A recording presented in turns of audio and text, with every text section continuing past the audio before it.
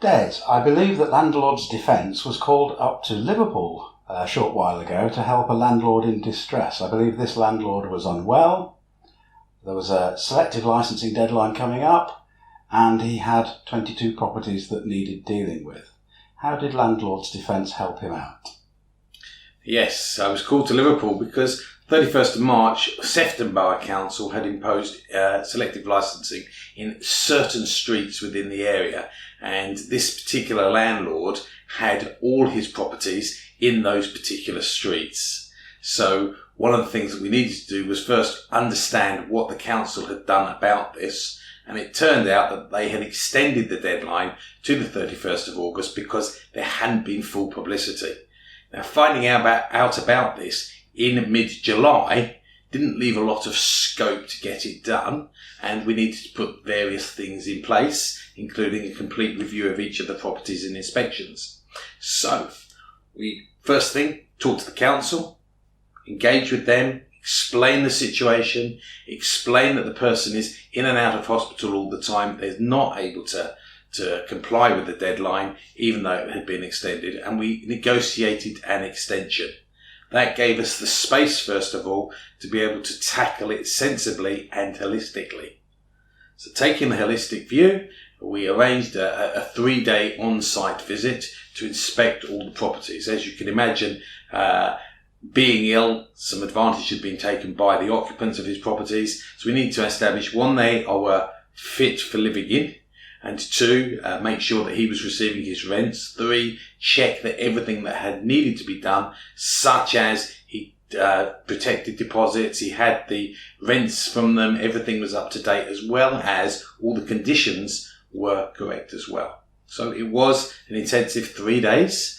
Some people in the houses were doing things which breached landlords' regulations, and yes, you would believe this or not, people do take smoke alarms out when they sound, rather than turn them off and then reset them, etc. So we went through, we inspected every single house, and then we made the applications for 20 of the properties. As it turned out, 2 of the properties were excluded because they changed and those roads were no longer included.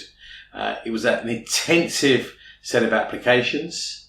Funds needed to be raised for the initial amount. All of them were done. They're now going through review, and it's been very, very interesting because in the particular area where these properties are, most of the houses were commissioned at some stage, or are currently the freeholder is the local council.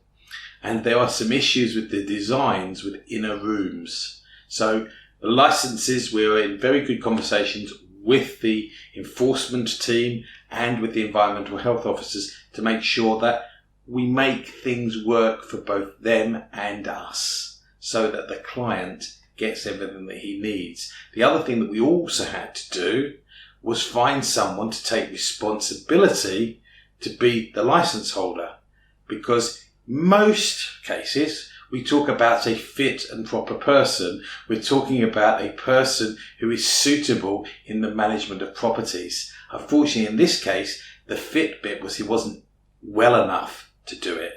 Fit in other ways from a licensing point of view, but he wasn't fit in a health point of view. So luckily, his wife, who's been a partner in his business, was able to take that role. They've managed to get one of their sons to help them as well. And we've trained both his wife and his son to be able to know what the compliance requirements are, because it's very, very important. The other thing that was very, very clear was, being an older gentleman, everything was done on a manual system.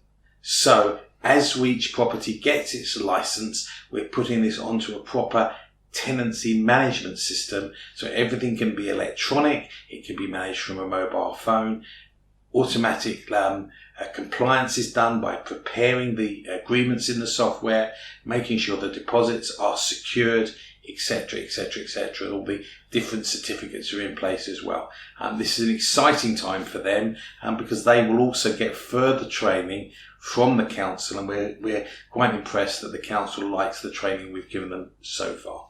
I've noticed, Des, in a number of the cases we've talked about, that Landlord's Defence has actually had to find a new licence holder or a new fit and proper person because of some failing, in this case physical, in other cases capabilities, of the person who is currently in charge. Yes. I doubt there are many companies could do that sort of thing.